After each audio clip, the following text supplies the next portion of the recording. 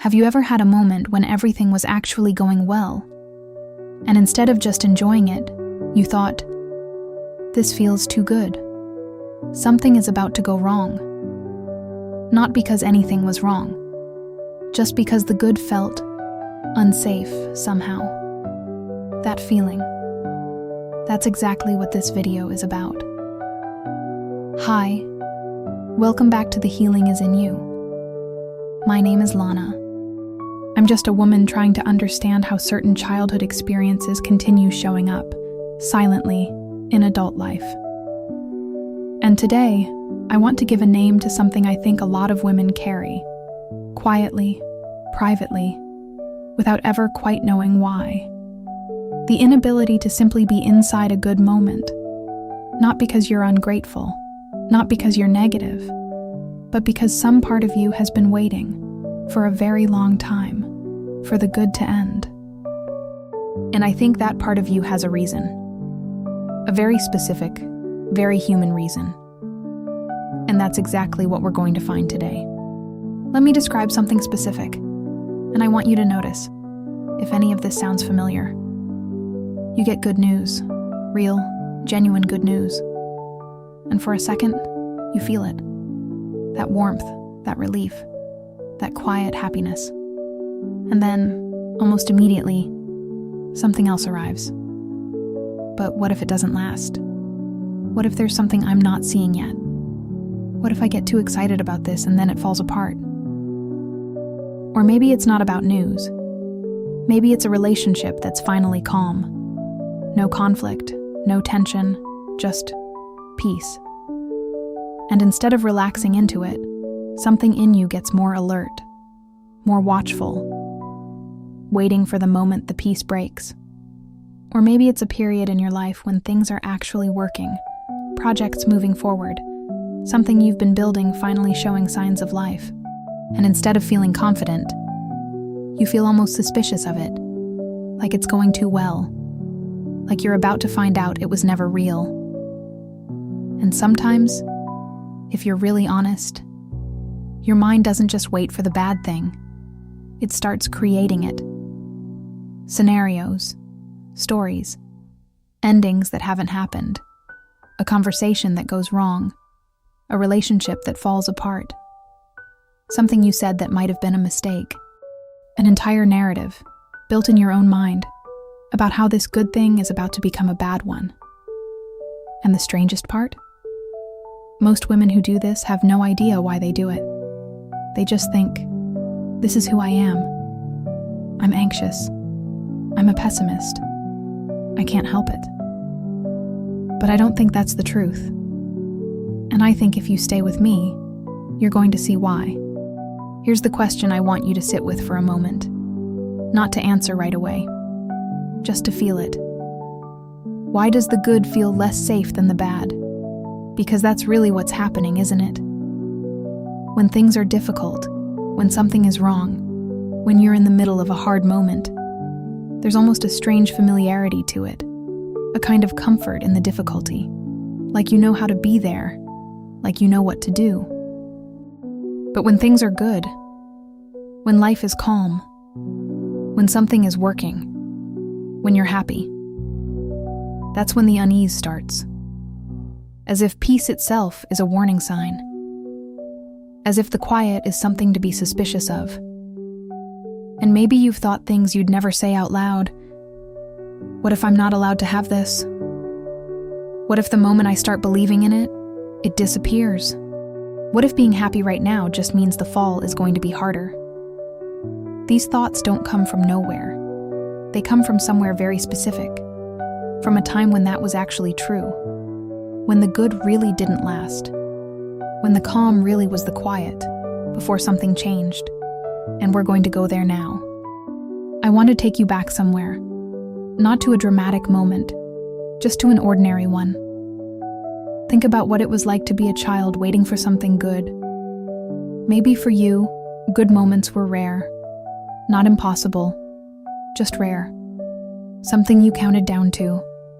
A birthday, a holiday. A particular day in the year that felt like a small island of light in the middle of something much heavier. And maybe even those days weren't always safe. Maybe something happened that interrupted them. A mood that shifted without warning. A tension that arrived uninvited. A moment that was supposed to be good, and somehow wasn't quite. And so you learned something, without anyone teaching it to you directly. Without anyone sitting you down and saying, "The good never lasts." Your body just learned it. Through experience. Through repetition. Through enough times of the good ending before you were ready for it to end. And a child in that environment doesn't think, "The adults around me are struggling." She thinks, "I can't trust the good, because it always ends." She thinks, "Staying alert is safer than relaxing, because when I relaxed, that's when things changed." She thinks, "The bad is something I know how to handle. The good is something I'm always about to lose." And so the bad became familiar, predictable, safe, in its own painful way. And the good became something to be suspicious of, not because she was broken, because she was learning to survive. And here's the discovery that changed something for me. For a long time, I thought the problem was that I was too negative, too anxious, too unable to just be happy like other people seemed to be. But that wasn't it. The problem wasn't that I couldn't feel happiness. The problem was that I had spent so many years learning how to survive the bad, that I never learned how to feel safe inside the good. I had become incredibly skilled at bracing, at preparing, at noticing every possible sign that something was about to go wrong, at creating mental exits before I even needed them. That skill kept me going through genuinely hard times, but it also followed me into the good ones. And so, even when things were finally working, even when life was actually becoming what I had hoped it would be, I want to pause here for a moment.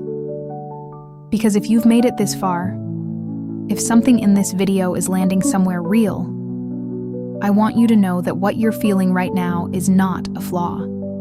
It's recognition. And recognition is where things begin to change. If this is resonating with you, leave it in the comments. The healing is in you. Just those words. So I know you're here. So you know you're not carrying this alone. I post new videos every Monday, Tuesday, and Wednesday about emotions exactly like this one. The ones that live quietly inside you, shaping the way you move through life without ever having a name. Subscribe and turn on notifications so you don't miss what's coming. And if this is touching something deeper for you, there are other videos here on this channel that go further into these themes. I think you'll find something there that feels familiar too. Here's what this looks like in adult life. And I want to be specific, because I think you'll recognize it. You finally reach something you worked hard for. A relationship that feels right. A project that's gaining momentum. A season of life that feels more like what you always hoped it would feel like. And instead of simply being there, inside it, enjoying it, some part of you is already somewhere else. Already thinking about what could go wrong. Already preparing for the version of this that ends badly. Already writing the story of how you're going to lose this, before you've even had the chance to fully have it. And the cost of that is something nobody talks about. The cost is never fully arriving at the thing you wanted. Because even when you get there, some part of you is already packing to leave. I know this from the inside. Even now, when my life is genuinely in a better place, when things I've been working toward are beginning to move, I still catch myself doing it. Everything is fine. And suddenly my mind starts writing an ending to a story that hasn't even happened. A conversation that goes wrong. Something I said that might have been a mistake. A relationship that suddenly, in my mind, begins to fall apart. And now when I notice it, I say, cancel. It's canceled. Not because one word can control what happens next. Not because I believe that thoughts create reality. But because I finally understand that I don't have to feed every frightening story my mind creates.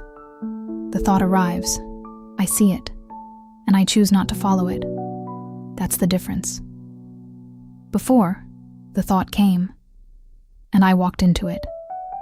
Sometimes I stayed there for a long time.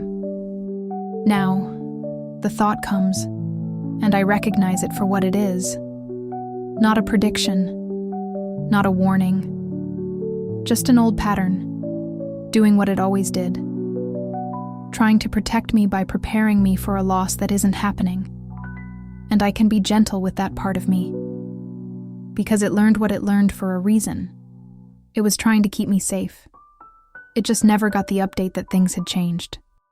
I want to end this quietly, because I think you've been carrying this quietly for a very long time.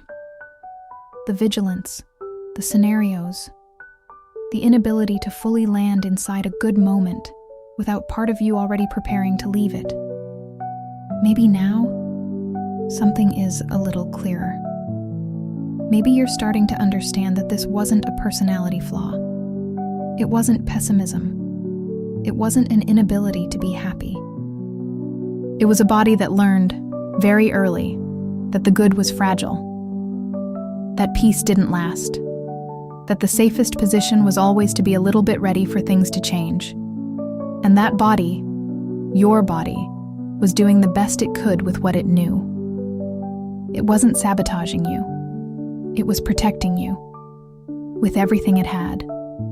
And now, slowly, gently, without forcing anything, it can begin to learn something new. That not every silence is the quiet before a storm. That not every good thing is about to be taken away. That sometimes, the peace is just peace.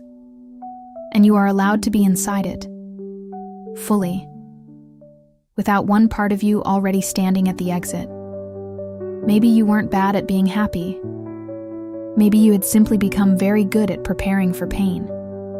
And maybe, starting now, you can begin to practice something different. Not forcing happiness, not pretending the fear isn't there.